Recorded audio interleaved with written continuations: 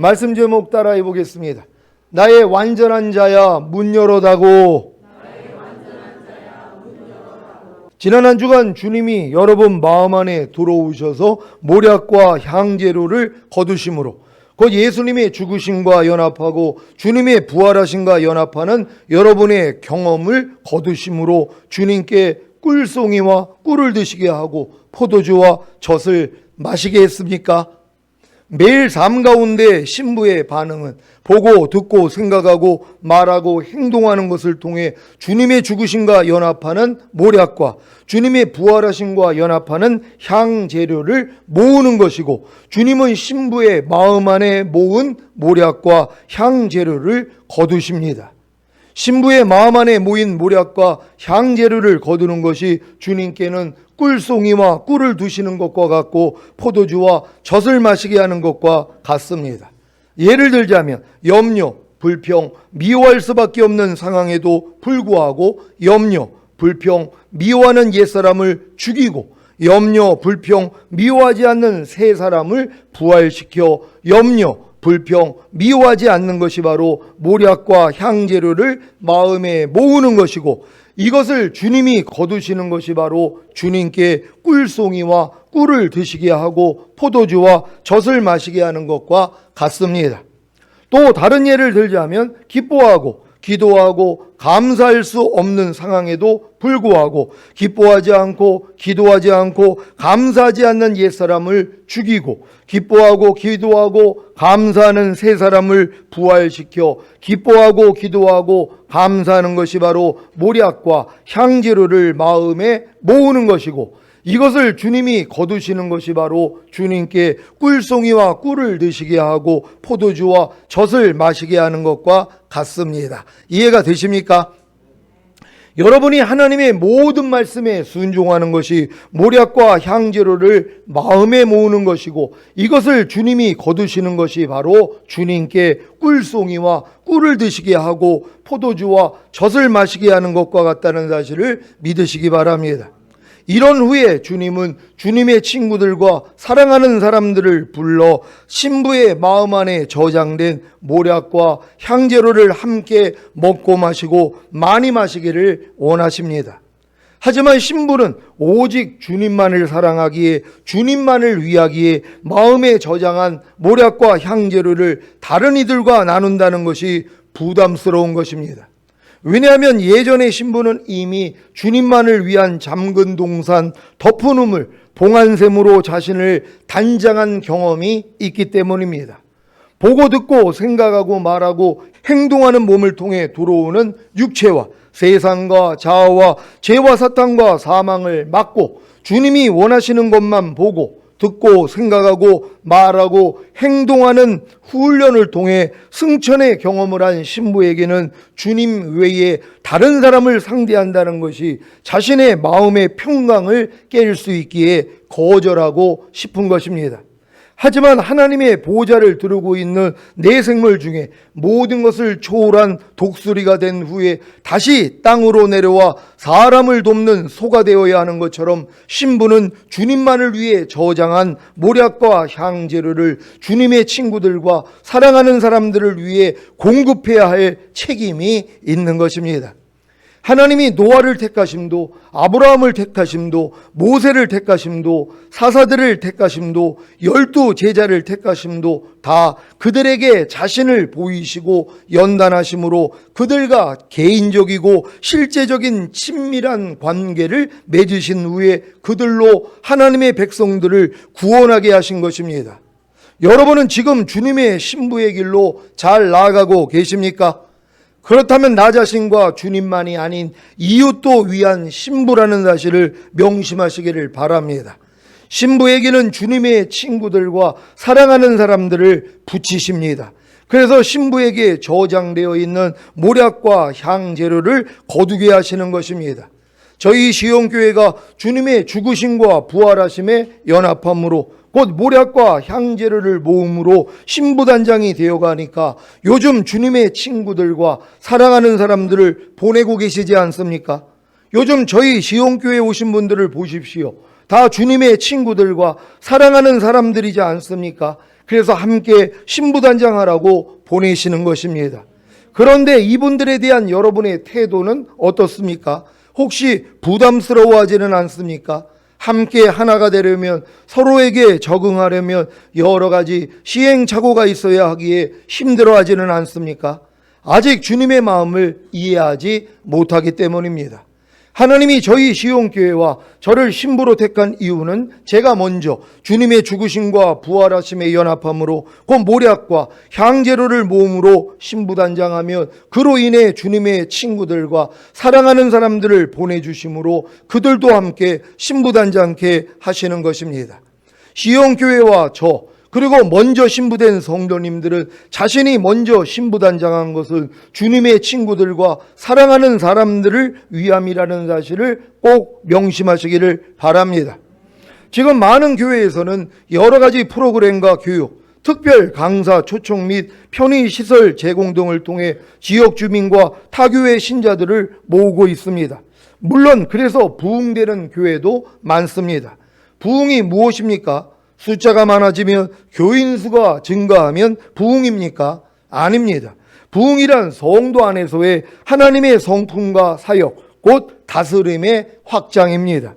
이것은 성도가 모략과 향제를 모으는, 곧 예수님의 죽으심과 주님의 부활하심의 연합함으로 하나님의 성품을 닮아가고 성령님으로부터 시작되는 사역, 곧 성령님의 다스림을 받아나가는 것입니다.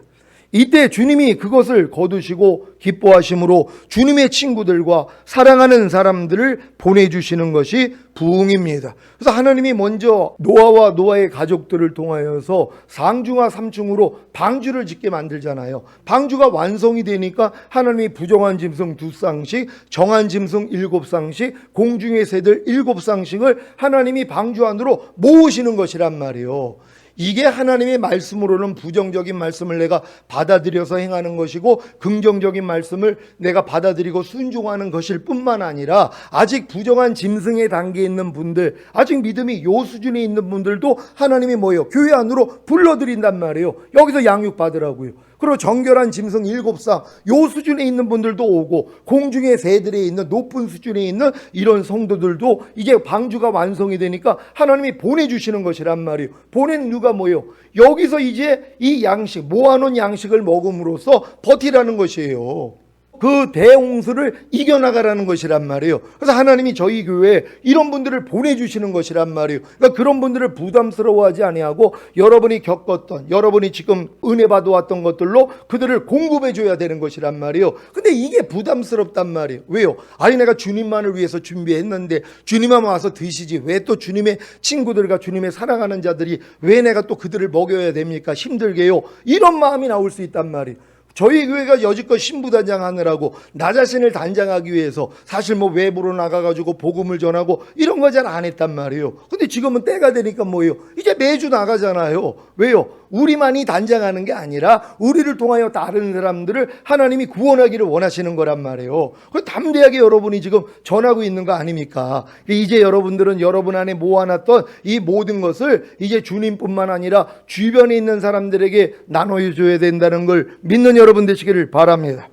지금 저희 시온교회가 부흥할 때가 되었습니다. 왜냐하면 교회 안에 모략과 향제를 모으는, 예수님의 죽으심과 연합하고 주님의 부활하심과 연합하는 성도들이 늘고 있기 때문입니다. 그리고 주님의 승천하심과 연합하여 하늘의 시민권을 가지고 하나님 보좌 앞에 머무는 성도들도 생기고 있기 때문입니다. 여기에 더해 하나님의 성품과 사역, 그 다스림의 확장이 이루어지는 성도들이 늘고 있지 않습니까? 그래서 주님이 기뻐하심으로 주님의 친구들과 사랑하는 자들을 보내주시는 것입니다. 여러분 한 사람 한 사람이 매일 모략과 향제를 모으고 주님으로 거두게 하신다면 주님이 여러분에게 주변에 있는 주님의 친구들과 사랑하는 사람들을 붙이실 것입니다. 그러면 이분들에게 모략과 향제를 나눔으로 곧 예수님의 죽으심과 연합하고 주님의 부활하심과 연합하는 방법을 잘 알려주심으로 함께 신부단장하시기를 바랍니다. 본문입니다. 내가 잘지라도 마음은 깨었는데 나의 사랑하는 자의 소리가 들리는구나. 아멘. 지금 신부는 주님의 친구들과 사랑하는 사람들을 먹이고 마시고 많이 마시게 하려는 주님의 마음을 알면서도 아직 순종하고 있지 않습니다. 우리도 간혹 주님의 뜻이 무엇인지 확실히 알고 있지만 여러 가지 이유와 상황을 들어 순종을 보류할 때가 있지 않습니까? 그러니까 때를 얻든지 못 얻든지 주의 복음을 전하기를 힘쓰라, 이 말씀 모르는 사람이 어딨냔 말이요. 깨어있는 거예요. 근데 뭐요? 순종은 안 해요. 아직은 때가 안 됐다고 생각하고, 아니 나 상황적으로, 아니 내 현실적으로, 이런 말씀들은 뭐요? 순종을 안 한단 말이요. 알고는 있지만 마음은 깨었지만 뭐요? 그 자리에 머물러 있는 것이란 말이요. 여러분이 5대 제사들이라는 말씀 모르는 사람이 어디 있어요? 항상 기뻐하라, 쉬지 말고 기도하라, 범사에 감사하라, 마음으로 오는 죄를 이기라, 몸으로 오는 죄를 이기라. 아니 모르는 사람이 어디냔 말이에요. 마음은 깨었단 말이에요. 근데 뭐예요? 순종을 안 한단 말이에요. 이런 모습들을 하나님 지금 드러내시는 것이란 말이에요. 지금 이 아가서에 있는 술라미 여인도 이런 과정이 있었다는 것이에요. 여러분도 이 과정을 발견해서 다음 단계로 들어갈 수 있는 여러분 되시기를 바랍니다. 야고보서 4장 4절입니다. 다 같이 읽습니다. 시작. 간음하는 여자들이여, 세상에 벗된 것이 하나님의 원수임을 알지 못하느뇨. 그런즉 누구든지 세상과 벗이 되고자 하는 자는 스스로 하나님과 원수되게 하는 것이니라. 아멘. 우리는 다 주님의 신부가 될 사람들입니다. 그런데 신부가 세상과 벗됨으로 주님께 간음할 수 있겠습니까? 그로 인해 하나님과 원수가 될 수 있겠습니까? 요한일서 2장 15절로 17절입니다. 제가 먼저 읽습니다. 이 세상이나 세상에 있는 것들을 사랑치 말라. 누구든지 세상을 사랑하면 아버지의 사랑이 그 속에 있지 아니하니. 이는 세상에 있는 모든 것이 육신의 정욕과 안목의 정욕과 이생의 사랑이니 다 아버지께로 쫓아온 것이 아니요 세상으로 쫓아온 것이라. 다 같이 이 세상도 그 정욕도 지나가되 오직 하나님의 뜻을 행하는 이는 영원히 거하느니라. 아멘. 이 세상이나 세상에 있는 것들을 사랑하면 아버지 하나님을 사랑할 수 없다고 하는데, 세상에 있는 모든 것이 육신의 정욕과 안목의 정욕과 이생의 자랑이니 다 아버지께로 쫓아온 것이 아니요 세상으로 쫓아온 것이라고 하는데도 세상을 사랑하겠습니까? 우리는 다 알면서도, 하나님의 분명한 뜻을 알면서도 아직 세상과 벗되고 세상을 사랑하고 있지 않습니까? 마찬가지로 지금 신부도 주님의 뜻을 알고 있으면서도 순종하고 있지 못하는 상태입니다. 이것을 내가 잘지라도 마음은 깨었는데 라고 하는 것입니다. 지금 우리는 하나님의 분명한 뜻을 알면서도 순종하지 못하고 있는 내가 잘지라도에 해당되어 있고, 또 마음은 깨었는데에도 해당되어 있습니다. 마음은 깨었는데가 무슨 뜻입니까? 비록 아직은 순종하고 있지 못하는 상태지만 그래도 하나님의 분명한 뜻만은 알고 있다는 것입니다. 지금 여러분 중에도 내가 잘지라도 마음은 깨었는데에 해당되는 분들이 계실 겁니다. 비록 항상 기뻐하지는 못하지만 항상 기뻐하는 것이 하나님이 자신에게 향하신 뜻이라는 것은 압니다. 그렇죠? 이 상태가 바로 내가 잘지라도 마음은 깨었는데에 해당되는 것입니다. 아니 항상 기뻐하라는 말씀 모르는 사람이 어디 있냔 말이에요. 근데 뭐예요? 잠들어 있는 거예요. 행하지는 못하고 있단 말이에요. 알기는 아는데 행하지를 못하고 있는 것이에요. 이게 뭐예요? 내가 잘지라도 마음은 깨어 있다는 거예요. 지금요. 잠은 자고 있지만 마음은 깨었다는 거예요. 내가 이 말씀은 순종하고 있지 못하지만 그래도 나는 안다는 거예요. 마음은 깨었다는 거예요. 근데 하나님이 원하는 게 뭐예요? 이제 마음이 깨었으면 잠에서 깨어나서 순종하기를 원하는 거 아닙니까? 그러니까 여러분들은 지금 모든 말씀과 내조합이 이루어졌다는 걸 믿는다면 삶 가운데 그 말씀으로 살아야 되는 것이란 말이에요. 여러분 지금 남편 중에 아내를 내 몸같이 사랑하는 분들이 계십니까? 아니 이 말씀 모르는 사람이 어디 있냔 말이에요. 아니 남편에게 순종하기를 죽게 하듯 하라는 말씀을 모르는 사람이 어디 있냔 말이에요. 다 알고 있는 말씀이란 말이에요. 근데 뭐예요? 아직 순종을 하고 있지 못한다며 내가 뭐예요? 마음은 깨었지만 지금 잠들어 있는 것이란 말이에요. 그럼 이 상태에서 우리가 뭐예요? 다 깨어나기를 원하는 것이란 말이에요. 마음만 깨어날 뿐만이 아니라 실제적인 잠에서도 깨어나서 이 말씀으로 살아야 되는 것이에요. 그래서 매일 우리가 하나님의 말씀대로 사는 삶을 살고 있어야 된다는 걸 믿는 여러분 되시기를 바랍니다. 비록 항상 기도하지는 못하지만 항상 기도하는 것이 하나님이 자신에게 향하신 뜻이라는 것은 압니다. 그렇죠? 이 상태가 바로 내가 잘지라도 마음은 깨었는데 해당되는 것입니다. 비록 범사에 감사하지는 못하지만 범사에 감사하는 것이 하나님이 자신에게 향하신 뜻이라는 것은 압니다. 그렇죠? 이 상태가 바로 내가 잘지라도 마음은 깨었는데에 해당되는 것입니다. 그래도 다행히 불순종하고 있어도 잠자고 있어도 마음은 깨어 있기에 하나님의 뜻은 알고 있기에 주님의 음성이 들립니다. 내가 잘지라도 마음은 깨었는데 나의 사랑하는 자의 소리가 들리는구나. 아멘. 만약에 여러분들이 지금 마음은 깨어 있는데 잠들어 있기 때문에 주님의 음성까지 듣지 않는다면 평생 그렇게 살 것이란 말이에요. 근데 우리는 뭐예요? 이런 상태에 있어도 주님의 음성이 들린단 말이에요. 결국은 깨어나게 된다는 걸 믿으시기를 바랍니다. 내가 잘지라도 마음은 깨었는데 나의 사랑하는 자의 소리가 들리는구나. 나의 사랑하는 자, 곧 주님의 소리가 들리는데 어떤 소리겠습니까? 주님의 마음과 뜻을 알면서도 순종하고 있지 않는 신부에게 주님이 버럭 소리를 지르겠습니까? 야, 너 이것도 순종 못해? 너 지옥의 쓴맛을 한번 맛볼래? 예전에 저 같으면 이런 경우라면 그래, 네 마음대로 해 라고 했을 것입니다. 하지만 지금은 아닙니다. 도리어 지금까지 잘해온 것을 칭찬하고 격려하며 새 힘을 주려고 할 것입니다. 주님의 뜻을 알면서도 불순종하고 있는 신부에게 들리는 주님의 목소리입니다. 나의 누이, 나의 사랑, 나의 비둘기, 나의 완전한 자야. 나의 누이는 승천을 경험한 신부가 주님의 생명과 본성과 하나가 되었기에 나의 누이라는 형제간의 호칭을 갖게 되었다고 전 시간에 말씀드렸습니다. 나의 사랑은 신부가 주님의 생명과 본성과 하나가 된 누이가 되었기에 나의 사랑이 되는 것이고 더 나아가 나의 비둘기가 되는 것입니다. 비둘기의 특징은 짝을 잃으면 다시 짝을 짓지 않고 혼자 삽니다. 주님의 생명과 본성과 하나가 된 누이가 되었기에 나의 사랑이 된 신부는 오직 주님만을 사랑하기에 나의 비둘기가 되는 것입니다. 이렇게 나의 누이에서 나의 사랑, 나의 사랑에서 나의 비둘기가 된 신부의 상태가 나의 완전한 자야가 되는 것입니다.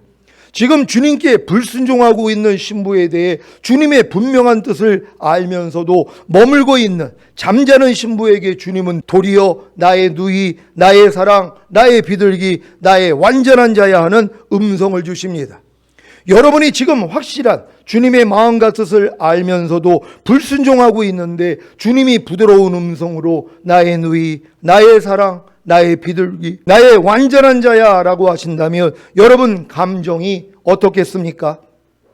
어린아이가 집에서 소중하게 보관하는 값비싼 도자기를 깨뜨렸는데 엄마가 아이의 산만함과 부주의를 고쳐주고 다시는 그런 일이 없게 하려고 야, 너 도대체 정신이 있는 거야 없는 거야?